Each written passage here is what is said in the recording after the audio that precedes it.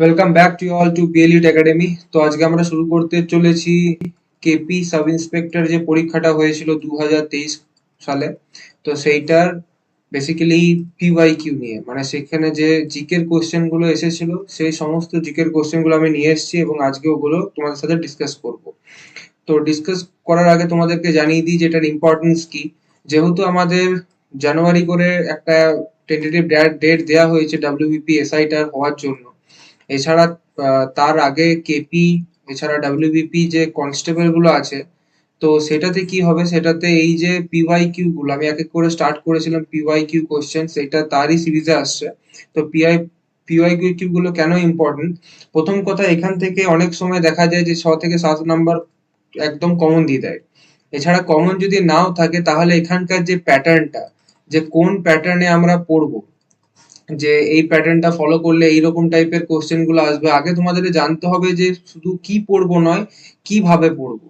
সেই জিনিসটা আমাদেরকে জানতে হবে যে এইভাবে পড়তে হবে, বা এই জিনিসগুলো যদি পড়বো তাহলে জেনে নিই, তাহলে আমাদের পক্ষে এক্সামটা অনেকটা ইজি হয়ে যায়।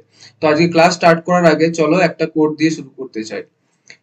Arise, awake and do not stop until the goal is reached. মানে কি, ওঠো জাগো এবং ততক্ষণ কষ্ট করো বা খাটো যতক্ষণ না ওই গোলটা আমরা পাচ্ছি। তো চলো শুরু করা যায়। প্রথম প্রশ্নটা কি আছে, ষোড়শ মহাজন পদের মধ্যে দক্ষিণ ভারতে অবস্থিত মহাজন পদটির নাম কি? এটার উত্তর কি হবে? এটার উত্তর হবে অসমক। এছাড়া কি কি অপশন ছিল? কৌশল, মালব, অসমক, অঙ্গ। তোমাদেরকে আমি তো এখানে দেখো ব্যাখ্যাটাও নিয়ে এসেছি সাথে, কারণ হচ্ছে ব্যাখ্যাগুলো জেনে নেবে যে কি কি আমাদের মহাজন পদ ছিল। অ্যাকচুয়ালি টোটাল তখন 16টা রাজ্যকে একসাথে ষোড়শ মহাজন পদ বলা হতো। তো এখানের মধ্যে সব থেকে স্ট্রং হয়েছিল কোনটা? মগধ। এবং মগধই অ্যাকচুয়ালি ভবিষ্যৎকালে ভারতের একটা, বলা হয় যে মিড পয়েন্ট বা একদম হার্ট হয়ে পড়ে ভবিষ্যৎকালে উদয় হয়। তো পরে প্রশ্ন দেখা যাক। 1967 খ্রিস্টাব্দে নিম্নলিখিত কোনটির মধ্যে কোন ব্যক্তির মধ্যে উপপ্রধানমন্ত্রী নির্বাচিত হন? অপশন কি আছে? সর্দার বল্লভভাই পটেল, চৌধুরী চরণ সিং, শ্রী জগজীবন রাম আর মোরারজি দেসাই। তো এখানে সালটাকে দেখেই তোমরা বুঝতে পারছো 1967। তো মানে এই সময়টাতে কে ছিল? মোরারজি দেসাই। এনা নিয়ে একটু জানা যাক। মোরারজি দেসাই একজন ভারতীয় স্বাধীনতা কর্মী এবং রাজনীতিবিদ, যিনি 1967 থেকে শুরু করে 69 ভারতের উপপ্রধানমন্ত্রী এবং 77 থেকে 79 সালের মধ্যে ভারতের চতুর্থ প্রধানমন্ত্রী হিসাবে জনতা পার্টির দ্বারা সরকার গঠিত করেছে। মানে অকংগ্রেস বা যেটা কংগ্রেস ছিল না, সেই গভর্নমেন্টের প্রথম প্রধানমন্ত্রীও কে ছিলেন? প্রথম প্রধানমন্ত্রীও ছিলেন কে? মোরারজি দেসাই। ঠিক আছে। এছাড়া সর্দার বল্লভভাই পটেল নিয়ে জানা আছে সবারই, যে ইনি ছিলেন স্বাধীন ভারতের প্রথম হোম মিনিস্টার। পরের প্রশ্ন দেখা যাক। দ্বিতীয় গোলটেবিল বৈঠকে ভারতীয় জাতীয় কংগ্রেসের হয়ে কে প্রতিনিধিত্ব করেন? এখানে উত্তর কি হবে? আমাদের উত্তর হবে এখানে মহাত্মা গান্ধী। কারণ আমরা জানি যে 3টে গোলটেবিল বৈঠক হয়েছিল। কত কততে?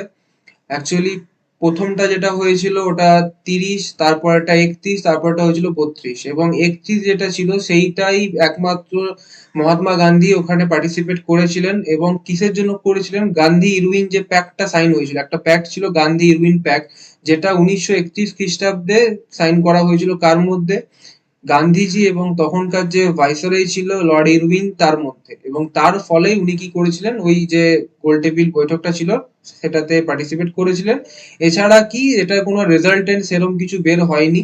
এবং এখানে অপশনের মধ্যে দেখা যায় জওহরলাল নেহরু, আমাদের ফার্স্ট পিএম, সেটা তো সবাই জানো তোমরা। বাল গঙ্গাধর তিলক, তিলক বাবু যে ছিলেন, এনার যে বই, মানে অ্যাকচুয়ালি নিউজ পেপার গুলো আছে, এই নিউজ পেপার গুলো দেখে রাখবে। একটা ছিল মারাঠা, আর একটা ছিল কেসরি। তো মারাঠা যেটা ইংলিশে ছিল, আর কেসরি যেটা ওটা ছিল মারাঠি ল্যাঙ্গুয়েজে। এছাড়া এনাকে নিয়ে কোশ্চেন আসে যে স্বরাজ আমার জন্মগত অধিকার। তো এই যে উক্তিটা ছিল ওটা কে করেছিলেন? এটা বাল গঙ্গাধর তিলক করেছিলেন। ঠিক আছে, পরের প্রশ্ন দেখা যাক। দ্বিতীয় চন্দ্রগুপ্তের রাজত্বকালে কোন পরিব্রাজক ভারতে আসেন? দ্বিতীয় চন্দ্রগুপ্ত যখনই থাকবে চোখ বন্ধ করে ফাইয়েন আমরা করে দেবো। ঠিক আছে। এছাড়া অপশন গুলো একবার টেস্ট করে নেওয়া যাক। আল বেরুনি কখন? মোহাম্মদ গজনি, মানে হচ্ছে যখন গজনি অ্যাটাক করেছিল ভারতে, তখন ওর সাথে কে এসেছিল? আল বেরুনি এসেছিল। গজনি নিয়ে বললে মনে রাখবে উনি ভারতে 17 বার আক্রমণ করেছিলেন। এবং কি শেষ যে আক্রমণটা ছিল সেটা ছিল আমাদের যে টেম্পলটা ছিল সোমনাথ টেম্পল সেইখানে। পরের প্রশ্নটা দেখা যাক। মানে অ্যাকচুয়ালি শেষ না ওটা, তার পরও একবার উনি আক্রমণ করেছিলেন জাটদের উপর, ঠিক আছে। তো যাই হোক, পরেরটা দেখা যাক। ইবন বাতুতা, ইবন বাতুতা নিয়ে যখনই বলবে তখন কি করবো, মোহাম্মদ বিন তুগলক, মোহাম্মদ বিন তুগলকের পিরিয়ডে উনি এসেছিলেন। পরের প্রশ্ন দেখা যাক, পরের option Hiuen Tsang. Hiuen Tsang হচ্ছে হর্ষবর্ধন, এটা ভালো করে মাথায় রাখবে। পরের প্রশ্নতে দেখা যাওয়ার আগে একবার দেখে নি ফাহিয়েন নিয়ে কি ডিসকাস করা আছে। ফাহিয়েন কুমারজিয়ার শিষ্য ছিলেন এবং দ্বিতীয় চন্দ্রগুপ্তের রাজত্বকালে পঞ্চম খ্রিস্টাব্দে ভারতে আসেন। তিনি বৌদ্ধ ধর্মগ্রন্থের প্রকৃত অনুলিপি সন্ধানে ভারত ভ্রমণ করতে আসেন। তার ভ্রমণ বিবরণ বৌদ্ধ কিংবদন্তি, মঠ এবং মন্দির সম্পর্কে তথ্য প্রদান করে। ঠিক আছে, পরের প্রশ্ন আছে, এটিলা কোন সম্প্রদায়ের নেতা ছিল? এটিলা অ্যাকচুয়ালি, এই যে প্রশ্নটা একটু আনকমন কোশ্চেন এসেছিল আমাদের জন্য, যারা এই পরীক্ষাটা দিয়েছিল তারাও মানে অনেকটা বুঝতে পারবে। তো এখানে অপশন আছে শক, পল্লব, গ্রিক, হুন। এখানে মানে আনসার হতো হুন, ঠিক আছে। অ্যাকচুয়ালি ইন্ডো রোমান যে সাম্রাজ্যটা ছিল সেখানের আশপাশের জায়গাতে ইনি ছিলেন, এবং সেখানকার রোমান যে এম্পায়ার ছিল তার জন্য সব থেকে মানে তখনকার সব থেকে ভয়ের এক নাম ছিল এটিলা। ইনি একজন মানে দুর্ধর্ষ যোদ্ধা ছিলেন এবং কমান্ডার ছিলেন। পরের প্রশ্ন দেখা যাক। শিবাজি মুঘলদের সাথে কোন সন্ধি স্বাক্ষর করতে বাধ্য হন? অপশন কি আছে, পুরন্দরের সন্ধি, পুনের সন্ধি, এলাহাবাদ সন্ধি, গোয়ালিয়র সন্ধি। অবভিয়াসলি কি হবে আনসার, পুরন্দরের সন্ধি। পুরন্দরের সন্ধিটা এবার যদি বলা হয় যে কার কার মধ্যে হয়েছে, দেখো এখানে এক্সপ্লেনেশন দেয়া আছে। মুঘল সাম্রাজ্যের নেতা প্রথম জয় সিং, মানে জয় সিং কার হয়ে, ঔরঙ্গজেবের তরফ থেকে এসেছিলেন এবং শিবাজির মধ্যে 1665 সালের 11ই জুন পুরন্দরের সন্ধিটা স্বাক্ষরিত হয়। চুক্তির শর্তাবলী কি ছিল? শিবাজি মারাঠাদের নামে 12টি দুর্গ ধরে রাখতে পারবে। এছাড়া বাকি সব দুর্গগুলো কাকে দিয়ে দিতে হবে? মুঘলদেরকে দিয়ে দিতে হবে। 1 লাখ হুন পর্যন্ত নেট আয়ের এলাকা ধারণ করতে পারবেন, এবং শিবাজি যে চুক্তি দ্বারা আবদ্ধ হয়েছিলেন তা হলো মারাঠারা সর্বদা মুঘলদের সাহায্য করবে। এটা জানো তোমরা, ভবিষ্যতে খুব একটা দীর্ঘক্ষণ ধরে চলেনি, কারণ হচ্ছে মারাঠাদের প্রিয় শত্রু বা চিরন্তন শত্রু হয়ে থেকে গেছিল মুঘলরা। এবং দক্ষিণাত্যের ক্ষত যে টার্মটা আছে সেটা কাদের জন্য দেওয়া হয়েছিল, সেটা মারাঠাদের জন্যই দেওয়া হয়েছিল, কারণ মারাঠারে একমাত্র ছিল যে ঔরঙ্গজেবকে আটকাতে যারা অনেকটা সক্ষম হয়েছিল, এবং ওর যে অগ্রাধিকার বা ওর যে একটা সাম্রাজ্যবাদের নেশা ছিল সেইটাকে ধরে রাখতে সব থেকে বেশি কাজ করেছিল কারা? মারাঠারা। ঠিক আছে, এছাড়া কি কি এখানে আছে? এলাহাবাদের সন্ধি, এলাহাবাদের সন্ধিটা আসছে বক্সারের যুদ্ধর পর, অর্থাৎ 1700 যে তোমার 65 খ্রিস্টাব্দ ছিল, তখন কার কার মধ্যে হয়েছিল এটা? এটা হয়েছিল শাহ আলম টু এবং তখন আই থিঙ্ক ছিল রবার্ট ক্লাইভ, এই দুজনের মধ্যে হয়েছিল। পরের প্রশ্নটা দেখা যাক। ইলবার্ট বিল কোন বিষয়ের সঙ্গে সম্পর্কিত? এটা খুব ইম্পর্টেন্ট কোশ্চেন এবং ইজি কোশ্চেনও ছিল। শিক্ষা, আইনসভা, বিচার ব্যবস্থা, সংবাদপত্রের স্বাধীনতা। অপশনে আনসার কি হবে? বিচার ব্যবস্থা। 1883 সালে 9 ফেব্রুয়ারি ব্রিটিশ ভারতের ইম্পেরিয়াল লেজিসলেটিভ কাউন্সিল এর কাছে প্রবর্তিত এই বিলটি ছিল, যেখানে মানে এই বিলটি প্রবর্তিত হয়েছিল যেখানে বলা হয়েছিল যে অশ্বেতাঙ্গ বিচারকরা শ্বেতাঙ্গবাদী বা বিবাদী দের মামলা তত্ত্বাবধান করতে পারেন। আর এইটা আরেকটা ইম্পর্টেন্ট কোশ্চেন, এটা কার কার টাইমে হয়েছিল? এটা লর্ড রিপনের টাইমে হয়েছিল। এবং লর্ড রিপন যখন দেখলো তার এই আইনটা চললো না, তখন সে কি করেছিল? সে পদত্যাগ করেছিল এবং তার যে ভাইসরয়ের পদ আছে সেটা থেকে সে দূরে সরে গেছিল। পরের প্রশ্ন দেখা যাক। ক্রিপস মিশন কত সালে ভারতবর্ষে এসেছিল? ক্রিপস মিশন অবভিয়াসলি দেখেই বুঝতে পারছো আনসার কি হবে, 1942 হয়েছিল। এটা নিয়ে পরে গান্ধীজি একটা মন্তব্য করেছিলেন। সেই মন্তব্যটা কি ছিল? যে a post dated cheque on a crashing bag, ঠিক আছে। এবং বেসিক্যালি এটা একটা চাল ছিল, যেটা কেন করা হয়েছিল, যে 1942-এ যে আমাদের তখন বিশ্বযুদ্ধ চলছিল, যখন যেন ভারতীয় সৈনিকদের সাহায্য পাওয়া যায়, সেই জন্য এটাকে নিয়ে আসা হয়েছিল। ঠিক আছে, এছাড়া কি আছে এখানে? 1939, 1939 বলতেই যেন সবার মনে চলে আসে এইটা, যে ত্রিপুরী কংগ্রেস। ত্রিপুরী কংগ্রেসের যে অধিবেশন হয়েছিল ত্রিপুরীতে, তো সেটার সভাপতিত্ব কে ছিল? সুভাষচন্দ্র বোস করেছিলেন, এবং তিনি পদত্যাগ করতে বাধ্য হয়েছিলেন। এবং তারপরে উনি কি করেন? কংগ্রেস ত্যাগ করেন, এবং তার নেক্সট ইয়ার উনি লঞ্চ করেন ফরওয়ার্ড ব্লক। তো এরকম ভাবে এই জিনিসগুলোকে পড়বে। ঠিক আছে। আর 1941 খ্রিস্টাব্দে উনি কি করেছিলেন, ভারত ত্যাগ করেছিলেন। তো নেক্সট প্রশ্ন দেখা যাক, সত্যশোধক সমাজ কে প্রতিষ্ঠা করেছিলেন? সত্যশোধক যে সমাজটা ছিল সেটা প্রতিষ্ঠা করেছিলেন কে? জ্যোতিবা ফুলে। ঠিক আছে। এছাড়া অপশনে যদি আমরা দেখি আর কি কি আছে, গোপাল কৃষ্ণ গোখলে। গোপাল কৃষ্ণ গোখলে দেখলে পরে সার্ভেন্টস অফ ইন্ডিয়া সোসাইটি, লালা হারদয়াল। লালা হারদয়াল যিনি ছিলেন উনি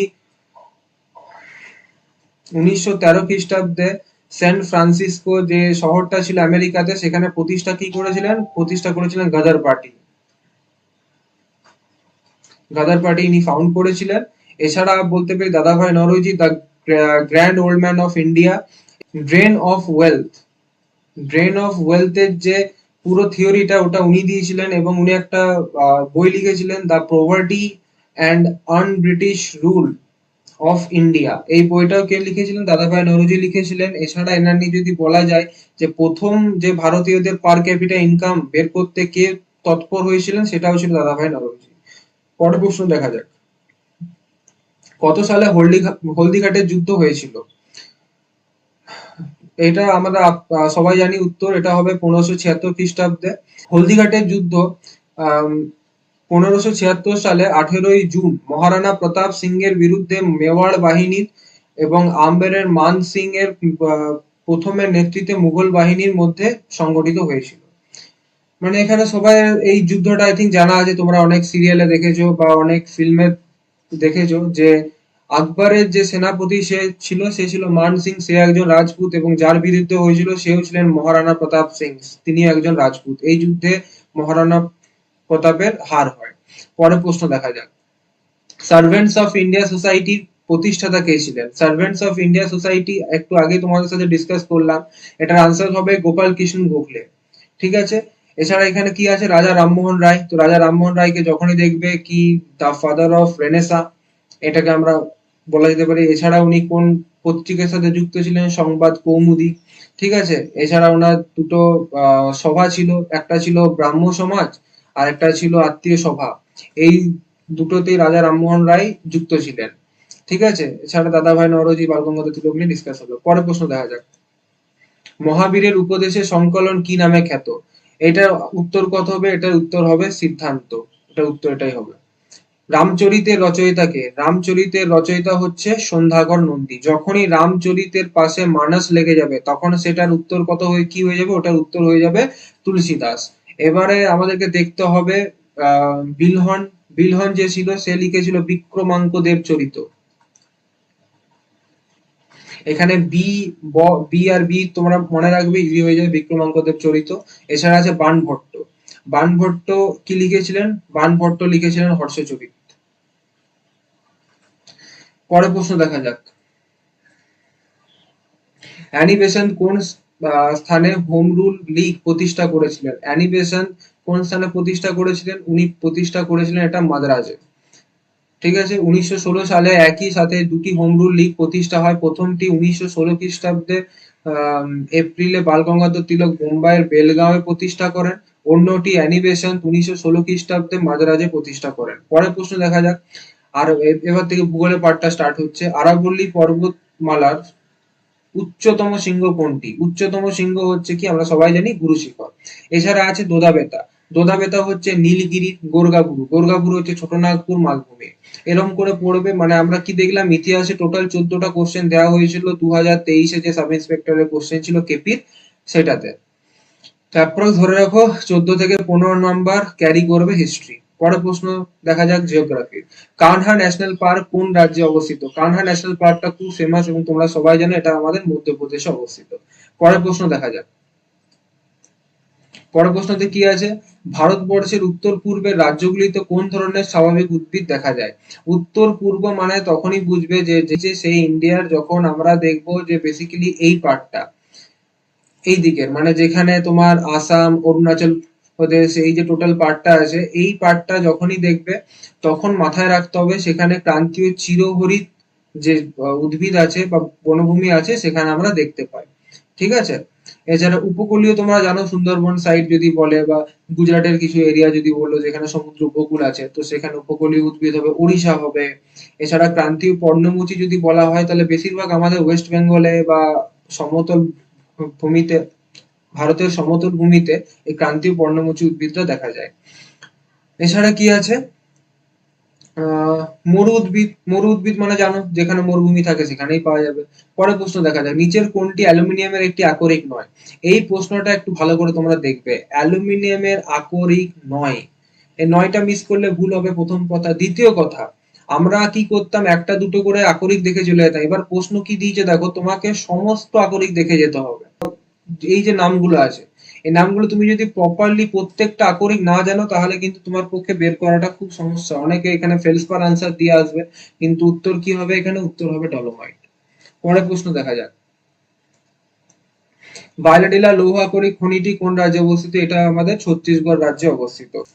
সর্দার সরোবর বহুমুখী পরিকল্পনাটি কোন নদীর উপর অবস্থিত? এটা অবভিয়াসলি কোন নদী হবে, নর্মদা নদীর উপরে। তো পরের প্রশ্ন দেখা যাক, নিচের কোনটি উপকূলীয় শীতকালীন বৃষ্টিপাত দেখতে পাওয়া যায়, কোথায় দেখা যায়? তো এটা আমরা জানি যে তামিলনাড়ু সাইডে দেখা যায়, তামিলনাড়ু মানে হচ্ছে কি করমন্ডল উপকূল, কোঙ্কন মানে মহারাষ্ট্র, গোয়া, গুজরাট উপকূল জানো, মালাবার মানে হচ্ছে কেরালা। তো এই জিনিসগুলো পড়ে রাখবে।